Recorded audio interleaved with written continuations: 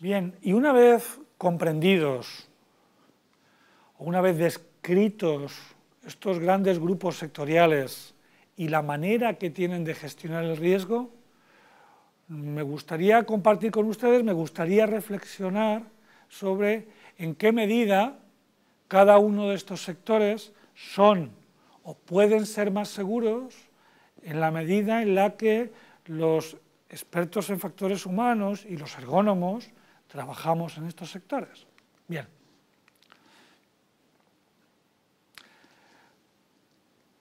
Muy rápidamente decirles que en la actualidad se han atravesado distintos momentos que han hecho posible que los ergónomos o los expertos en factores humanos hagan más seguros los sistemas. Y desgraciadamente debemos decir que son los grandes accidentes los que han ido determinando una intervención cada vez más profunda en los problemas de carácter humano y organizativo. En un primer momento, prácticamente hasta la catástrofe de 3 Mile Island en 1979, se confiaba en que era la tecnología la que exclusivamente daría la seguridad a los sistemas de alto riesgo. Después de 3 Mile Island se demuestra que es necesario integrar los elementos humanos como componentes esenciales del sistema y al mismo tiempo como garantes de la seguridad o inseguridad del sistema. Ahí estaremos hablando de la edad de los factores humanos, pero al mismo tiempo catástrofes como las de Challenger, Chernobyl o la pérdida de los transbordadores espaciales llevó incluso a entender que la seguridad no solamente debe ser abordada desde el punto de vista de la tecnología o desde el punto de vista individual del ser humano, sino que es la propia organización de los seres humanos en entornos de alto riesgo los que pueden poner en seguridad o poner en situación de riesgo al propio sistema. Incluso diríamos que desde la catástrofe de Fukushima, algunos especialistas comienzan a decir que la seguridad no es algo que puede simplemente garantizarse desde una perspectiva tecnológica, humana u organizativa, sino que son también las culturas gubernamentales, los organismos estatales, los que no solamente regulando y supervisando contribuyen a la seguridad, sino que pueden al mismo tiempo perturbarla o ponerla en riesgo. Dicho esto, lo que sí podríamos decir es que los ergónomos y los expertos en factores humanos estamos intentando ayudar a cambiar el eje de reflexión sobre la seguridad de estos sistemas, porque habitualmente los indicadores y las tasas, digamos los elementos que permiten calcular la seguridad, han sido, desde mi punto de vista, desde un grupo de vista de más gente que yo, obviamente, no han sido adecuadamente empleados. Las tasas o los indicadores de siniestralidad individual no pueden garantizar la seguridad industrial o la seguridad sistémica. Es decir, tener bajos índices, incluso índices próximos a cero, en siniestralidad laboral no protege, no garantiza que puedan producirse fenómenos que puedan llevar a la desaparición de un sistema. Por ejemplo, British Petroleum, que ha sufrido dos grandes accidentes ejemplares, el que todos ustedes conocerán y recordarán es el de la plataforma Deepwater Horizon cerca de la península de Florida, o los de la refinería de Texas City. Tenían y tienen, esta industria tiene tasas de siniestralidad laboral bajas o muy bajas y sin embargo sufren o han sufrido de grandes catástrofes. Y es que las tasas bajas a veces incorporan más ruido que señal. si tienes tasas de siniestralidad laboral muy altas, es improbable que tengas también un gran riesgo de tener otros problemas de seguridad industrial, pero no al contrario, puedes tener tasas muy bajas de siniestralidad laboral y al mismo tiempo la posibilidad de sufrir una catástrofe.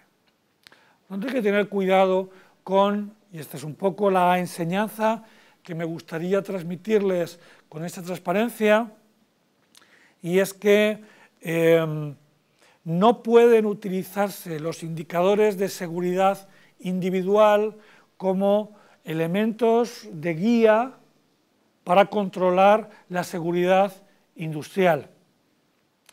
De hecho, hay ciertas herramientas tradicionales de la prevención de riesgos laborales, como pueden ser los paneles a la entrada de las fábricas, en las cuales se indica X, 100, 200, 600 días sin sufrir ningún accidente, que puede generar falsas ilusiones de control que en muchos casos ponen en cuestión este sentimiento que antes les decía, que era el de intranquilidad, falta de, ¿cómo decirlo?, de inquietud con respecto al gobierno de un sistema complejo.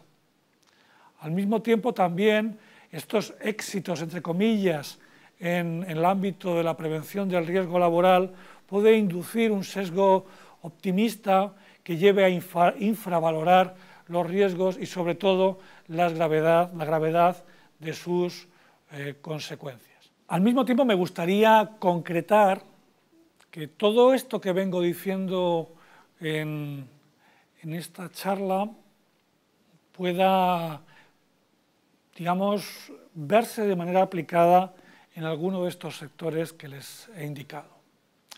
Por ejemplo, ¿qué es lo que hace segura a la aviación? ¿En qué medida los expertos en ergonomía y en factores humanos y organización hemos ayudado a hacer más segura la aviación? Bien, por un lado, ¿qué características tienen estos sectores para ser seguros desde una óptica de factores humanos? Pues bien, por un lado, el de la estandarización, el de la supervisión, el de la auditoría, el ser capaces de haber establecido unas ciertas reglas de juego.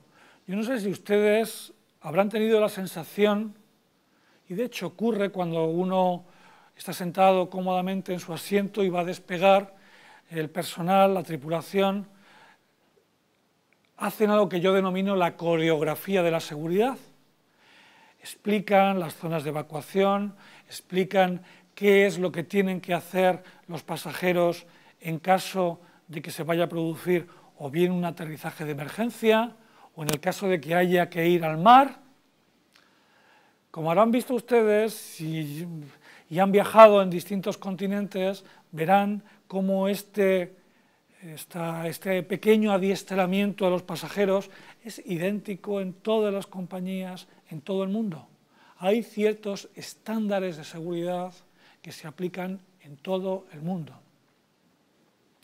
Como les decía antes, también hemos contribuido a la elaboración de procedimientos cada vez más operativos, cada vez más seguros, intentando contribuir a que los pilotos, por ejemplo, tengan licencias de operación.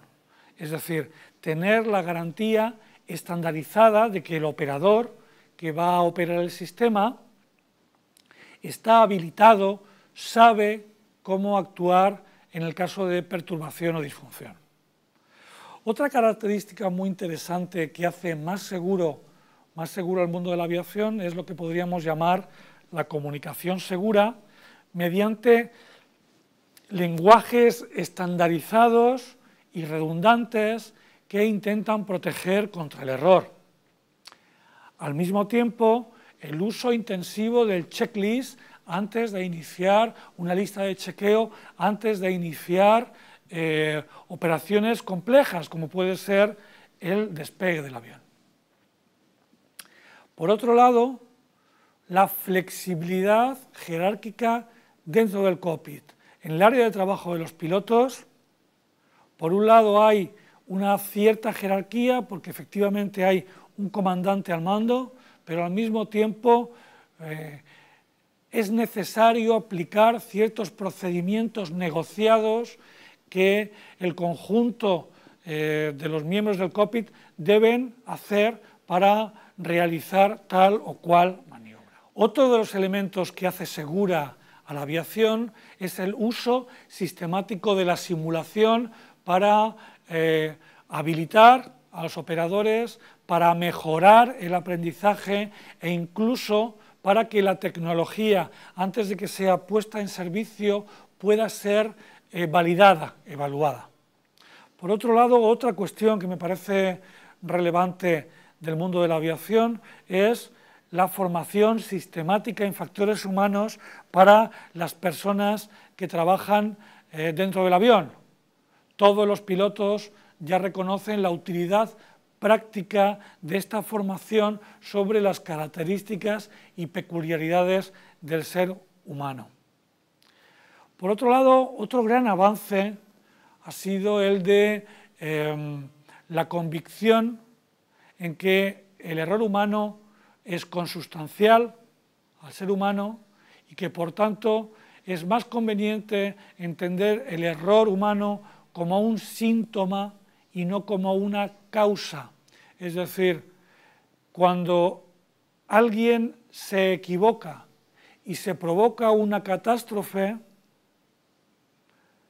la idea que subyace en este sector es que para que eso haya ocurrido, han ocurrido muchas más cosas en el sistema que han evitado que el operador cometa una falta que ha derivado en catástrofe.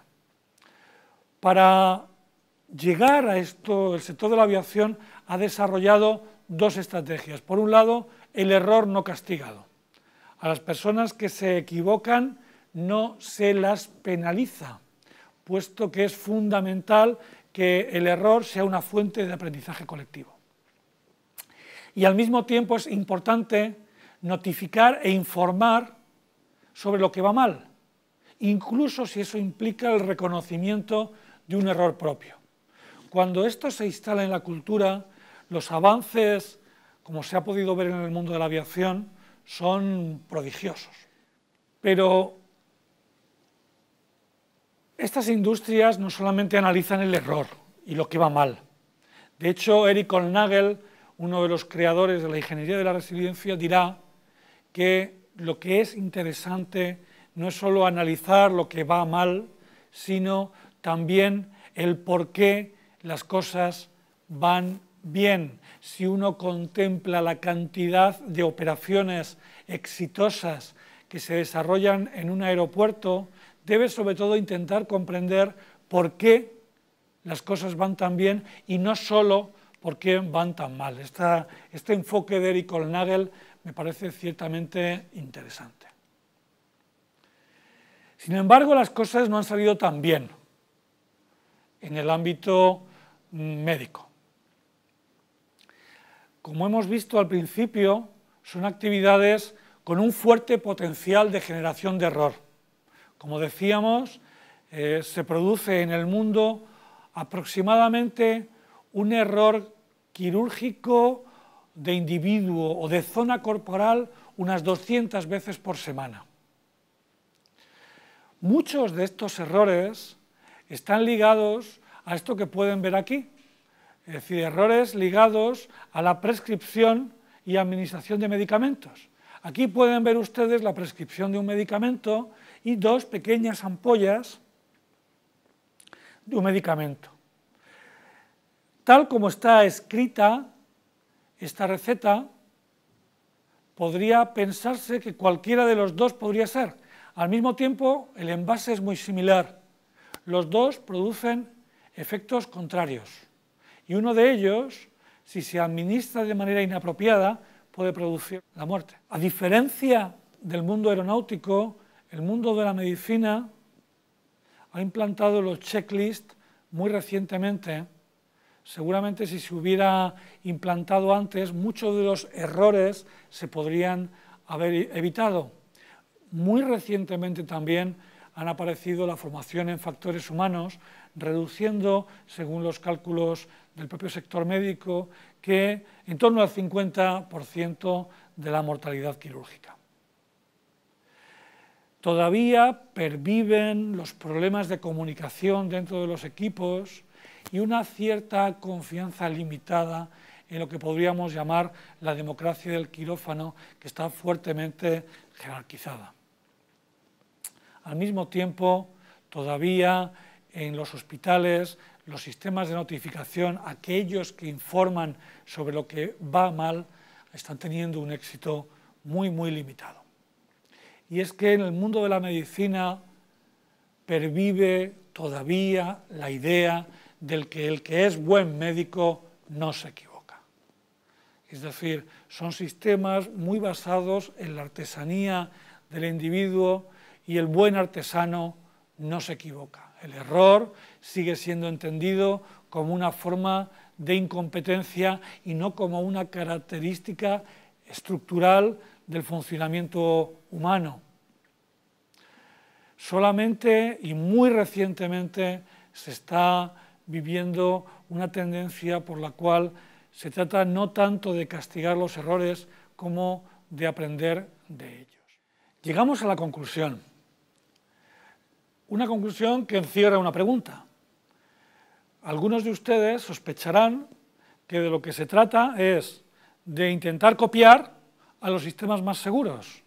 Dicho de otra manera, todas las industrias, todas las empresas deberían intentar ser centrales nucleares o compañías aéreas. Esa no es la idea. La idea es distinta. Cada sector debe buscar un compromiso equilibrado, aceptable, entre rentabilidad y seguridad. Si se pretende ser tan seguro como una central nuclear, es necesario pensar que hay que gastar e invertir tantos recursos y dinero como invierte el sector nuclear para ser seguro. Y para ciertas empresas, adoptar ese modelo de seguridad ciertamente hará inviable su vida en el mercado. Por tanto, no deben ser todas las industrias, adoptar el mismo modelo de seguridad. Cada empresa debe ubicarse en un grupo resiliente, de alta confiabilidad, ultraseguro, e intentar definir su propio estilo de seguridad, buscando un compromiso, un arbitraje para situarse en un modelo de seguridad. Déjenme que les explique un poco más detalladamente esto. Todas las refinerías, todas las industrias del sector del refino de petróleo pertenecen al mismo grupo de industrias, el de la alta confiabilidad. Sin embargo, no todas las empresas petroleras son igualmente seguras. Se tratará de ubicarse en el sector y adoptar un compromiso de alta seguridad, de excelencia o de mediocridad, pero de lo que se trata es de tomar medidas de compensación con respecto al riesgo que se asume. ¿A qué llamo medidas de compensación?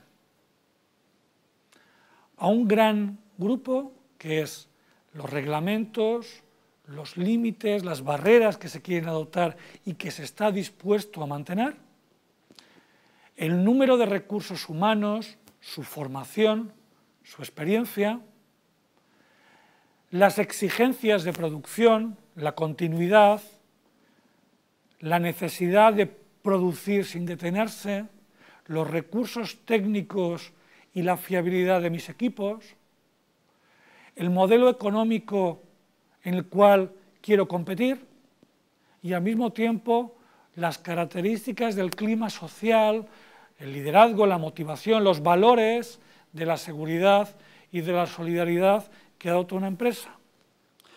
De estos 5 ingredientes, con estos 5 ingredientes, cada industria debe construir la seguridad. y dependiendo de la fuerza o los recursos que inyecten cada uno de ellos, podrá encontrar su modelo de seguridad. Voy a ponerles un ejemplo para que se me entienda mejor. Una industria antigua, prácticamente obsoleta, con dificultades para sobrevivir en un mercado, por ejemplo, el de la química, actualmente muy competitivo, si quiere seguir manteniendo el empleo en una región, es posible que no tenga recursos para mejorar la instalación y, por tanto, deberá seguir produciendo con equipos en muchos casos obsoletos. Por tanto, tendré que buscar medios para compensar la obsolescencia de esos equipos. ¿Cómo? Probablemente mejorando la capacidad, la destreza, el conocimiento de mis operadores. Si yo tengo una industria altamente automatizada, con grandes protecciones de autómatas de seguridad, es posible que me pueda permitir que mis operadores tengan una cualificación un poco más baja, pero si mi instalación es obsoleta, necesitaré invertir en cualificación de operadores, siempre una inversión menor que la modernización técnica de esa instalación. El mensaje final de toda esta conferencia es intentar creer que nunca la seguridad se debe disociar de la vida económica de la empresa. Que cada empresa adopta una estrategia de supervivencia en el mercado y que su modelo de seguridad también deberá integrarse en este modelo económico. Y sobre todo que la seguridad nunca sobrevivirá si es ajena a la supervivencia de la empresa. No podrá haber empresas seguras si al mismo tiempo no son empresas rentables. Gracias a la Universidad de Concepción por haberme invitado a participar con ustedes en esta charla.